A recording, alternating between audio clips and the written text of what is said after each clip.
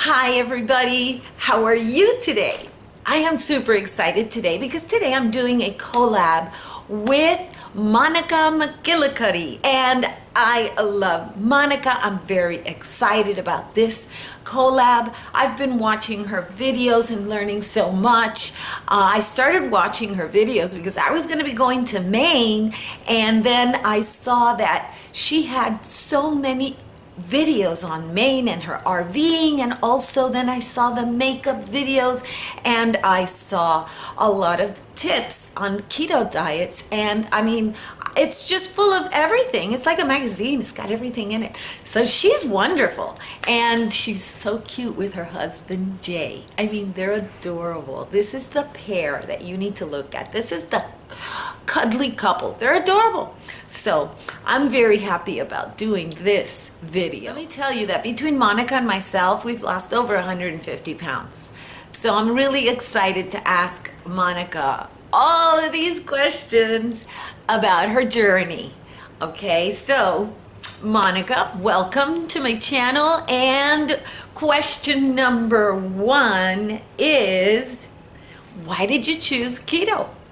Well, thank you, Mata. That is an awesome question. I am absolutely thrilled to be doing this collab with you and talking about the ketogenic diet. I just think that for me personally, it is probably the best program I could ever have gone on. So your question was, why did I choose the keto diet when there were so many other choices out there? And, you know, I've been around the block a number of times, and I have tried many other programs. I did low fat, I did Weight Watchers, I did the HCG, you know, the drops, I did Atkins, and I have always been one of those people that when I see a carbohydrate, my body swells. I think I'm a carb addict, and I know that carbs are my downfall when it comes to my body weight and in general how I feel. So having been around a while and analyzing myself and trying to have a realistic picture, I did a lot of studying.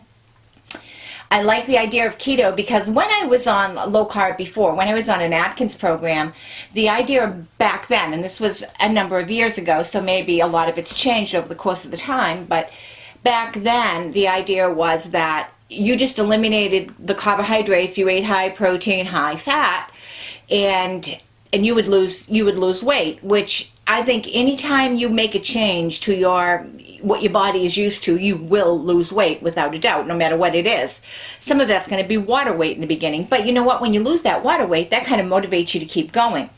So anyways, having really analyzed myself, I realized that keto, the basic premise of keto, of eating towards your macronutrients and not counting calories per se, but counting your macronutrients. And when you go over your macronutrients, you're going way over your calories. So once I realized that if you ate towards your macros, and that's a very individualized thing, that your calories would stay within reason. And ultimately, at the end of the day, calories in, calories out, that balance is going to make a huge difference, especially if you're not a super active person.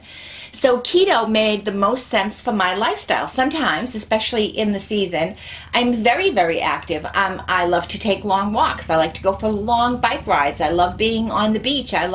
Used to love hiking and climbing. Things of that nature. So, and then in the wintertime, I hibernate. You know, I go to the gym, I might do a spin class on an occasion, but your body gets used to whatever you're doing, and you always have to find different ways to twist it around. So keto worked out perfectly for me, and it seemed to be a program that I could really live with, and I could go out to a restaurant and I could eat keto without any huge hassles. But I am very mindful to eat keto towards my macronutrients every day. And I know that when I go over my macros, that I am probably going to suffer in the calorie department, and hence I could end up gaining weight.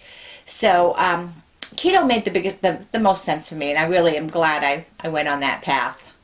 I know you research everything. You're really good at that, Monika.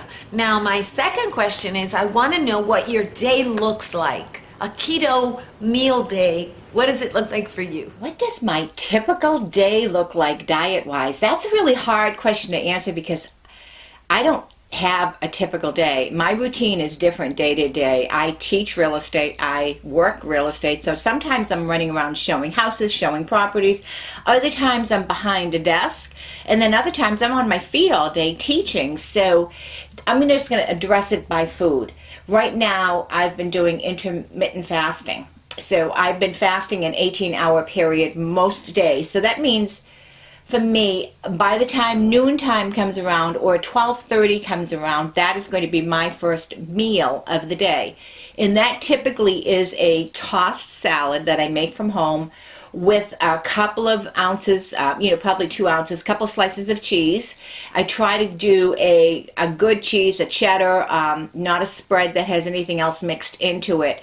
So, and I like the Kerrygold cheeses, and but they're more costly. So I usually do that. I might have some tuna fish. I might have some chicken. So I add a little bit of a protein to my salad. Midday, when I say midday, maybe around 3 o'clock, I might be hungry. I make myself keto bars, and the keto bars I make are with coconut and unsweetened chocolate and some Kerrygold butter. So I might have one of those, or I might have an Atkins bar. Now, a pure keto person that is not going to go on to processed food would never have the Atkins bar, but I do.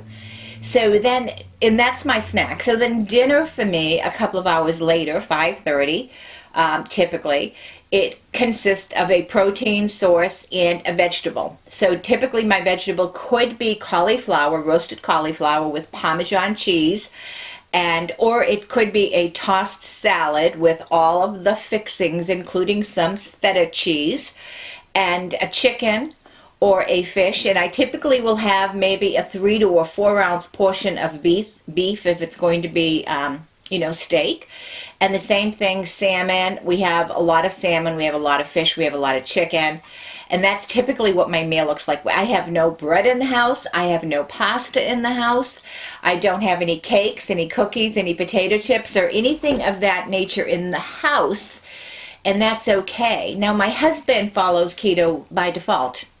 He eats what I eat unless he goes out and buys whatever he wants.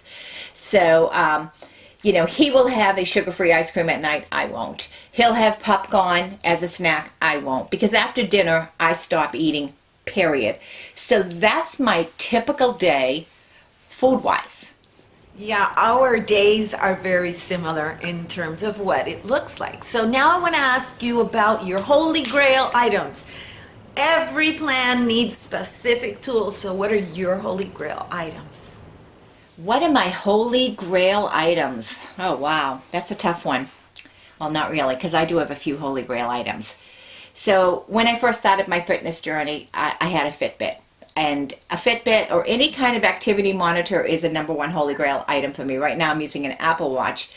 I never ever believed that the Fitbit could tell you how much food to eat. It just monitored my level of activity, and sometimes it was off. It sometimes had me climbing tons of stairs, so I never looked at it for what I could still consume. I was always a little bit different on that. I looked at it as, okay, I need more steps, I need to do this, I need to get my heart rate going, etc. And I do the same thing with my Apple Watch. So a fitness tracker, whatever kind that works for you, is my number one. My number two, when I started keto, low carb, somebody in one of the boards had said, do yourself the biggest favor in the world, because everyone always worries about hair loss and skin, and get yourself a good collagen. And the collagen supplement that I take is and I'm not sponsored at all, so this is nothing. I don't make anything off of this, but this is a product that's worked for us. We've been on this since January of 2016. I will not go without this. It's Great Lakes Gelatin Collagen, and I absolutely love this product. I take 2 tablespoons every morning and 2 tablespoons every night. I mix it with probably room temperature water and just drink it down. Or sometimes in the morning I put it in my coffee. It mixes really well. So this is item number 2. I believe 100% it's made a huge difference to my skin and to my hair and to my joints. My husband, who before he started using this, is he's an avid golfer, an avid sports guy. His knees blew out from all his basketball games. He was to the point where he was having a hard time maneuvering the golf course, and his license plate says plus golf plus, so he's an avid golfer. Since he's been taking this, he's back to walking the golf course. It's unbelievable. So to me, that's a Holy Grail item. The next Holy Grail item is MCT oil. I think everyone needs to have a really super good fat in your system, and I will mix this with a protein drink. I'll take a tablespoon a day. It's sort of like a religious thing, a tablespoon a day. Doesn't matter to me where I put it in or how I take it, but I take a tablespoon a day. And this is just a great, I believe, and it doesn't matter the brand. Again, I'm not, brand conscious. This is the one that I usually buy, and my husband uses that as well. So to me, that's a Holy Grail item. My third Holy Grail item is I cannot kick the sweet habit, and so this is about the only artificial sweetener that I can tolerate without having a terrible aftertaste, and it does not impact me whatsoever. So I have this for my sweetener. I'll put a couple of drops in my coffee. I will add this when I make my homemade keto bars to sweeten up the bitter of the dark chocolate. This is the Holy Grail item for me. And that goes hand in hand with the coconut oil. So I happen to use extra virgin cold pressed coconut oil. Again, I'm not brand conscious. This I think I picked up at Sam's. I use this for a skin moisturizer. I put it in a separate tube. I use this to cook. I use this when I make my keto bars. So I absolutely love that. That's my Holy Grail items. Those are important things for any diet, I think. I absolutely agree, especially those supplements. Very important. Now, let me ask you the final question. The final question is about your motivation. How do you stay with the plan? How do you stay motivated? What do I do to stay motivated? What are my secrets? I wish I had the magic answer to that, because motivation is such a funny thing. It's the hardest thing to find, and it's the quickest thing to lose. So staying motivated for me, I have a number of sort of before, I call them my fat pictures. I have tons of videos. If you ever go back on my channel to when I first started my channel, some of my early videos, I was president of my state association of realtors, and I did a lot of public speaking, and I did a lot of video messaging for my members as president. So I have all these videos of me where I just look horrendous. I look so much older. I look unhealthy. And I'm at various points in times, I'm between 60 and 70 pounds heavier than I am today. And I look miserable. So I also have a picture on my refrigerator of when Jay and I were in San Diego, and we had just started a diet program. I think we were both feeling good. And when I look at that picture, I go, oh my gosh, we were so fat. So I have friends that have lost a lot of weight. Sometimes, I know someone that had lost 100 pounds, and somebody else that lost 75 pounds, and somebody else that lost 55 pounds. And they did it really well, but then they lost their motivation, and no matter what, they can't get that motivation back. And they've gained all the weight back plus some. So I worry about that all the time. So I have my fat picture, and I see that on my computer, on my phone. I see that fat picture of me everywhere. I gave away all my big clothes. So if I grow out of the pants I'm in now, I'm going to have to go ahead and buy new pants. Financially, I don't want to spend that kind of money on a new wardrobe because I've gone up a size. So my motivation, it is something I work on every day, and I don't have a magical answer, but surround yourself with people that help motivate you. I love reading topics about keto, about intermittent fasting, about exercise. I surround myself with like-minded people in that sense. That, I think, helps with motivation. I am also very public. So I publicly talk about my diet. I publicly talk about my weight loss. Maybe I can inspire others, but at the same time, it's that public accountability, so to speak, where I'm out there. I mean, I don't want to have to disappear off of YouTube because I gained 70 pounds, back and feeling bad. So that's a motivating factor in itself. So I think that's pretty cool. So that's my answer. I wish I had a better one for you, Mata. Anyways, thank you. Thank you so much. This has been so much fun.